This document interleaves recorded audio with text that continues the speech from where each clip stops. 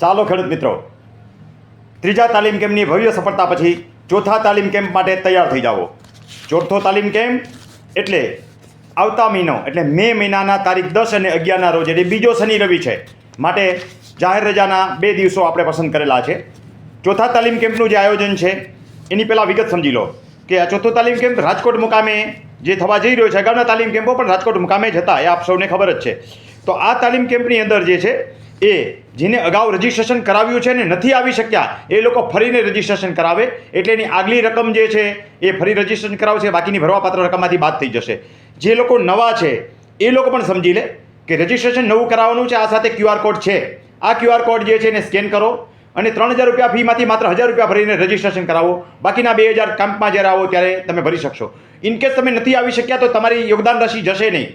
તમે એના પછીનો નેક્સ્ટ એટલે 5મા તાલીમ કેમ્પની અંદર રજિસ્ટ્રેશન કરાવશો એટલે આગલી રકમ તમારી જમા સમજીને એમાંથી બાદ થઈ જશે.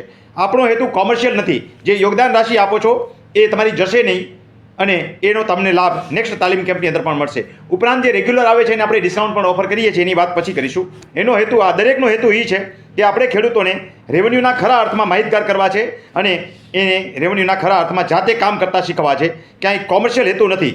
ખરા અર્થમાં સેવા તો નહીં કહીએ કારણ કે આપણે એમાંથી એની યોગદાન રાશિ લઈએ છીએ, પણ સેવા ભાવથી આપણે આ તાલીમ કેમ્પ ચલાવીએ છીએ જેથી કરીને ખેડૂતો પોતાના રેવન્યુના કામ જાતે કરતા થઈ શકે. આપણામાં કહેવત છે આપ મુઆ વગર સ્વર્ગે જવાય નહીં. તો તમે જાતે કામ કરતા થઈ જશો તો તમને ક્ષતિઓની પણ ખબર પડશે, તમારા સગાવાલાને પણ તે ઉપયોગી થઈ શકશો અને કદાચ તમે કોમર્શિયલ કામ કરતાં પણ થોડા ઘણા અંશે થઈ જશો. મારો હેતુ જે છે મેક્સિમમ તાલીમ આપવાનો છે. રિપીટ આવે એને 1 દિવસનું રિવિઝન રહેશે, જે આગલું હશે એમાંથી પણ ઘણું બધું નવું જાણવા મળશે અને બીજા દિવસે સદંતર નવું હશે એટલે રિપીટ આવનારને પણ નુકસાની નહીં જાય. ખેડૂત મિત્રોની ફરિયાદ હોય છે કે જમીનના કોઈ પણ કામ કરાવવા જાય તો 5000થી વધારે ખર્ચો થાય છે. તો તાલીમ કેમ્પની અંદર એક કામ કરતાં શીખી જશો તો પણ તમારો ધક્કો પૈસા દરેક વસ્તુ જે છે એ વસૂલ થઈ જશે. જાતે કામ કરતાં શું શીખીશું એને આપણે સમજીએ. તો 5-6 આઈટમ એકી સાથે બોલી જાઉં છું. 20થી વધારે આઈટમ આપણે શીખવાના છીએ. કુવા બોર નોંધાવવા. કુવા બોર નોંધાવવા માટે જરૂરી એફિડેવિટ કરવું અને એનું ફોર્મ ભરવું. એનું 135 દિવસ તૈયાર થાય ત્યાં સુધીની આખી વાત આપણે શીખવાડીશું. એવી રીતે કુવા બોર નોંધાઈ જાય, બ્લોકનું વિભાજન થાય અને ભાઈના ભાગમાં જમીન જાય તો પાણીના ભાગ આપવા. હવે ત્રીજી વ્યક્તિને જ્યારે જમીન વેચો ત્યારે આ ભાગ રદ કરવા જોઈએ, નહીંતર એમની સાથે કજિયાઓ ઊભા થતા જ હોય છે અને એ જ થાય. તો એવા ભાગ કવિતે કમી કરવા અન્ય હકોમાંથી. આ ઉપરાંત અન્ય હક વસ્તુઓ જે છે પાણીના ટાંકા નોંધાવવા, પાઇપલાઇન નોંધાવી, અનેક વસ્તુઓ આપણે શીખવાડીશું. એવી જ ઉપરાંત બોર નોંધાવવા સાથે એની ઓડિયો નોંધાવી અને અન્ય ખેતીના પિયતના સાધનો નોંધાવવા. એ પણ કંઈક જરૂરિયાતનો વિષય હોય છે, એની ચર્ચા આપણે અલગથી કરેલી છે, ઓડિયોની અંદર સાંભળી લેજો. આ સિવાય અન્ય હકોની અંદર માનો કે બહુ વર્ષાયુ વૃક્ષો જે છે તેઓ પણ નોંધાવવા જોઈએ ને એના પણ ફાયદા હોય છે. કેવી રીતે નોંધાવવા? વર્ષમાં એક જ વખત નોંધાવતા હોય છે. એના એફિડેવિટ કરવા, કોઈ બિલ હોય તો એને BH માન્ય નર્સરી હોય તો એ બિલ દ્વારા કેવી રીતે નોંધાવવા, આ દરેક વસ્તુઓ આપણે એને શીખવાડીશું. એટલે આવી 5-6 આઈટમ થઈ. ત્યાર પછી જે છે એ રીસર્વેની ક્ષતિ સુધારણાઓ આપણે શીખવાડીશું. આ પણ મેજર પ્રોબ્લેમ છે. એમાં સત્તાના પ્રકારનો ફેરફાર હોય, ખેડૂતને ખબર જ નથી, એને એક જ વસ્તુ દેખાતી હોય છે કે ભાઈ મારે કબજા ફેર છે. ભાઈ આ સિવાય ઘણી બધી વસ્તુ છે જે આરામથી સુધારો થઈ શકે છે. સત્તાનો પ્રકાર હોય, નામનો ફેરફાર હોય, એ પણ પ્રમાણેનું નામ ન હોય અને રીસર્વે એટલે 2015 પછીનો અગાઉ બરાબર હોય ને પછી સુધારો કરવાનો થતો હોય. આ સિવાય ક્ષેત્રફળના સુધારા હોય, કમી જાસ્તીના સુધારા હોય. તો આવી બધી બાબતોની પ્રોસિજર કેવી રીતે કરવી એ પણ આપણે શીખવાડીશું. 2-3 આઈટમ અઘરી છે, નથી થતી, પણ બાકીની આઈટમો તો થઈ જાય છે. આપણે હંમેશા સરકારી ખાતા પર બ્લેમ નથી કરવાનો કે નથી થતો, અને એમાં પણ તમે કેવી રીતે સરળતાથી કરી શકશો સમજૂતીથી એ પણ હું શીખવાડીશ અને એ કામ તો 100% થઈ જશે. આ સિવાય DLRમાંથી મળતા જરૂરી ડોક્યુમેન્ટો અને એની ઉપયોગિતા શું છે અને એ પ્રમાણે તમારો જૂનો રેકોર્ડ યોગ્ય ન હોય તો ઓલા DLRમાં સુધારો છે, મામલતદાર કચેરીમાં સુધારો છે, એમાં પણ સત્તાના પ્રકાર હોય, ટિપ્પણના નામના સુધારા હોય કે અન્ય વસ્તુઓ હોય તો એ સુધારા કેવી રીતે દાખલ કરવા એ પણ જરૂરી વિષય હોય છે. ખેડૂતોને 50 વર્ષ જૂના રેકોર્ડ સુધારવાની ખબર નથી અને એ સુધારા જ્યારે અટકે ત્યારે એ હેરાન થતા હોય છે. તો અગાઉની પ્રક્રિયાથી આવી રીતે કેવી રીતે સુધારા કરવા એ પણ આપણે એમાં શીખવાડીશું. એ ઉપરાંત DLRમાંથી જરૂરી મળતા ડોક્યુમેન્ટની યાદી ખેડૂતોને ખબર નથી હોતી કે ભાઈ DLRમાંથી કેટલા ડોક્યુમેન્ટ મળે, ટિપ્પણ મળે, સ્કેચ મળે, કમી જાસ્તી પત્રક મળે, માપણી રજિસ્ટ્રી નકલ મળે, ફેસલ પત્રક મળે, આકારબંધ મળે, હિસાબ ફોર્મ નંબર 4, માપણી શીટ વગેરે કેવી રીતે કઢાવી અને એની પ્રક્રિયા શું હોય છે એ બધી બાબતો આપણે પ્રેક્ટિકલ સાથે એમને શીખવાડીશું. એવી રીતે હલણના હક હોય તો એ કેવી રીતે નોંધાવવા, ખરીદેલા રસ્તા કેવી રીતે નોંધાવવા.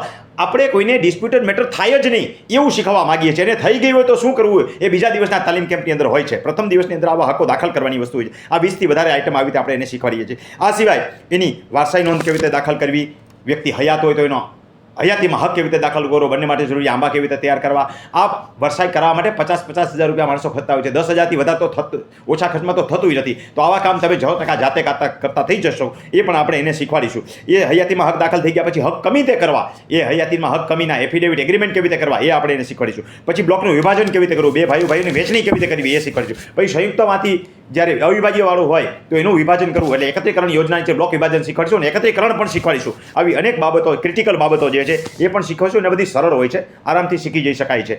અને એવી રીતે જરૂર પડે તો કોઈ એન્ટ્રીને રિવિઝનમાં કેવી રીતે લેવી, 5 વર્ષની અંદર ભાઈઓ દસ્તાવેજ કર્યા વગર ફરીવાર ભાગ કરી શકાય એવી ખબર જ નથી, તો એ પ્રક્રિયા કેવી કરવી, 5 વર્ષ પૂરા થઈ ગયા તો કેવી રીતે કરવી, એવી ઘણી બધી બાબતો જે છે એ આપણે એને શીખવાડીશું. અને એના માટે મેળવણું કેવી રીતે કરવું, ડીએલઆરના કાગળો અને તમારા રેવન્યુ રેકર્ડ સાથે ટાઇટલ કેવી રીતે મેળવવા, અગત્યની બાબતો આ બધી હોય છે. આ બધી બાબતોમાંથી એકાદી આઈટમ શીખી જાઓ તો પણ તમારો ધક્કો અને પૈસા વસૂલ. આવી તો ઘણી બધી આઈટમો પ્રથમ દિવસની અંદર ફ્રન્ટિયર મેલ રાજધાની એક્સપ્રેસની સ્પીડે આપણે શીખવાડીશું. બધા ડોક્યુમેન્ટ તૈયાર હોય છે, એના નમૂનાઓ હું તમને આપીશ અને 100% તમે કામ કરતા થઈ જાઓ. એવી રીતે 8 થી 10 કલાકની મહેનત લઈ અને આપણે આ કામ દિલથી શીખવાડીએ છીએ.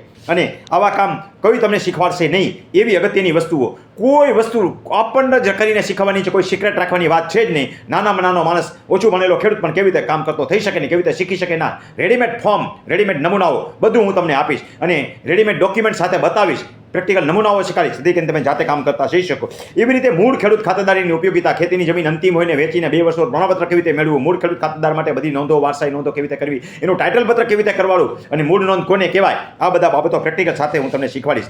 તો આ પ્રથમ દિવસનો તાલીમ કેમ્પ થયો. બીજા દિવસના તાલીમ કેમ્પની અંદર ઘણી બધી નવી બધી બાબતો હોય છે. તો એ નવી બાબતો જે છે તમે શીખશો તો રિપીટ આવનારને પણ એ ફાયદો રહેશે. એને એક કરતાં વધારે કામ શીખી જાઓ એટલે ધક્કો તમારો વસૂલ અને તમે અન્ય વ્યક્તિઓને પણ આ માટે પ્રેરણા કરતા થઈ જશો એવી મને 100% ખાતરી છે. અગાઉના તાલીમ કેમ્પમાં 35 વ્યક્તિ આવેલા, બીજા તાલીમ કેમ્પમાં 50 ને ત્રીજા અંદર 75 નામ નોંધાયેલા. એમાંથી 25 જણાને મારે નેક્સ્ટ તાલીમ કેમ્પમાં કહેવા પડ્યા, એટલે આવતા તાલીમ કેમ્પની અંદર 25 નામ તો ઓલરેડી મારી પાસે નોંધાયેલા છે. તો હવે પછી જેને નામ નોંધાવવું હોય ઝડપથી પોતાનું નામ QR કોડ સ્કેન કરીને નોંધાવશે. મારો તાલીમ કેમ્પ 3 થી 4 દિવસ તો થતા જ નથી, ત્યાં પેક થઈ જતો હોય છે અને મારે કેવું પડે કે હવે વેઇટિંગ લિસ્ટ છે, નેક્સ્ટ તાલીમ કેમ્પમાં આવજો. આગલી વખત પણ મને કેટલાય સગાવાલાઓને પણ ના પાડેલી. તો જે લોકોને રિપીટ આવવું છે એને હું અગાઉ ટાઈમ આપીશ, એ લોકો ઝડપથી પોતાનું નામ નોંધી દેશે. પછી ઓપન ફોર ઓલ હોય, એ સંખ્યા પૂરી થઈ જશે, પણ કોઈના પૈસા જશે નહીં. આપણે ઓવર થશે તો નેક્સ્ટ તાલીમ કેમ્પની અંદર સ્વેચ્છાએ લાભ આપશું, કોઈને પરાણે ટ્રાન્સફર નહીં કરીએ. તો આપણો હેતુ જે છે એ બધાને 100% રીતે તાલીમ આપી અને પગભર કરવાનો છે. અને એના માટે થઈને જે જરૂર પડે એ વેચાણ, વસિયત, ભેટ, સહભાગીદારી હક, આવી તો ઘણી બધી વસ્તુઓ, દાખલાનો દાખલો, જમીન જામીનગીરી, સોલ્વન્સી સર્ટિફિકેટ, મેડિકલ બોન્ડ હેતુથી સર્ટિફિકેટ, આવું ઘણું બધું કામ આપણે શીખવાડીએ છીએ. અને બીજા દિવસની અંદર તો એમ સમજો કે તમે કોઈ જિંદગીમાં ન જાણ્યું હોય એવી વસ્તુ, દરેક વ્યક્તિ એક પ્રશ્ન પૂછે તો 150, 200, 300 પ્રશ્નો હોય છે. લોકો સવારમાં 6 વાગ્યાથી મારી પાછળ પડી જાય અને જ્યારે છૂટીએ ને ત્યારે ના પાડવી પડે ત્યાં સુધી માણસો આવતા હોય છે. કોઈના પર્સનલ પ્રશ્નો અને ફાઇલ બતાવવા નહીં લાવે, કારણ કે એમાં કલાકો બગડે છે. એ માત્ર 5 મિનિટનો કંઈ પ્રશ્ન હોય તો એનું નિરાકરણ આપણે એને આપીશું. આવી રીતે અનેક વ્યક્તિઓ થકી અનેક વ્યક્તિઓને લાભ થાય એવો આપણો એનો હેતુ છે. તો ફરીને કહી દઉં, જેને રજીસ્ટ્રેશન કરાવવું હોય એ લોકો 3000 રૂપિયા ફી છે, 1000 ભરીને રજીસ્ટ્રેશન કરાવે. અગાઉ જે નથી આવી શક્યા અથવા અગાઉ જે આવેલા છે એને પણ આવવું હોય તો ફરીવાર રજીસ્ટ્રેશન કરાવશે, એની અગાઉની રકમ આપણે જમા આપશું. તો આ રીતે જો તમે રજીસ્ટ્રેશન ન કરાવ્યું હોય તો ચોથા તાલીમ કેમ્પની અંદર તારીખ 10 અને 11ના રોજ આવવા માટે થઈ રાજકોટ ખાતેના તાલીમ કેમ્પમાં તમારું રજીસ્ટ્રેશન આજે જ કરાવો.